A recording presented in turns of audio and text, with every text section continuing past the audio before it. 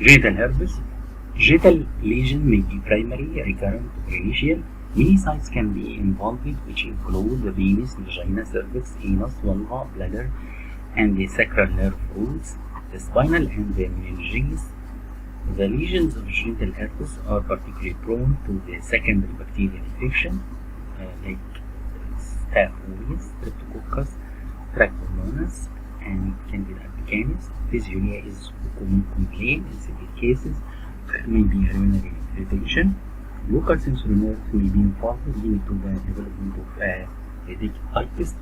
A mild meningitis may be present.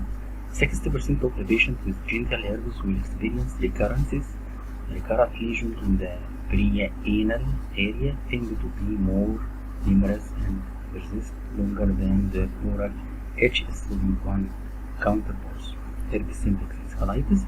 Herpes simplex encephalitis is one of the most serious complications of the herpes simplex disease. There are two forms: neonatal, there is global involvement, and the brain is the most liquefied. The mortality rate approach 70%. Focal disease, the temporal lobe is most commonly affected. This form of disease appears in children and adults. It's possible that many of these cases arise from reactivation of virus. The mortality rate is high, 70% without treatment. It's of utmost importance to make a diagnosis of herpes simplex early. It's generally practiced that IV acyclovir is given in all cases of suspected HSE before laboratory results are available. Neonatal herpes simplex.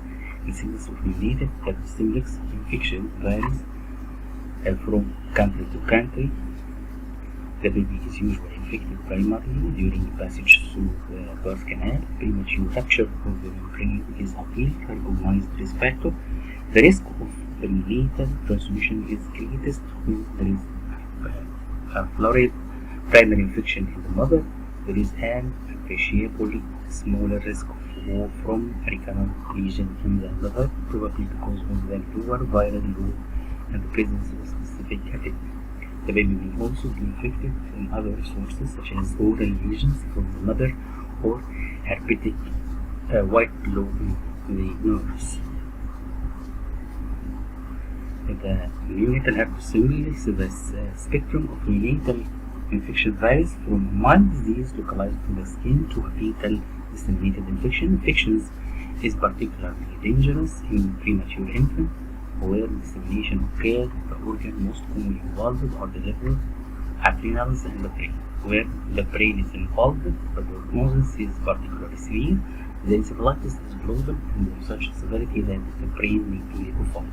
A large proportion of the survivors of neonatal HSV infection have residual disabilities. Acyclovir should be promptly given in all suspected cases of neonatal HSV infection. The only means of prevention is to offer cesarean section to mother with large genital HSV lesion. Dissemination herpes simplex are much more likely to occur in immunocompromised individuals. The widespread vesicular resembles that of chickenpox. Many organs other than the skin may be involved: liver, spleen, lung, and CSF. Other cutaneous manifestations include eczema, hypericum, which is potential serious disease that occurs in a patient with eczema. Herpetic white flow, which arises from implementation of the virus into the skin, can typically affect the fingers. Zoster 4 herpes simplex. This is a rare presentation of herpes simplex where HSV lesion appear in the dermatomal distribution similar to herpes zoster. Lab diagnosis: electron microscope of vesicle fluid, rapid result, but can't distinguish between herpes zoster and herpes simplex.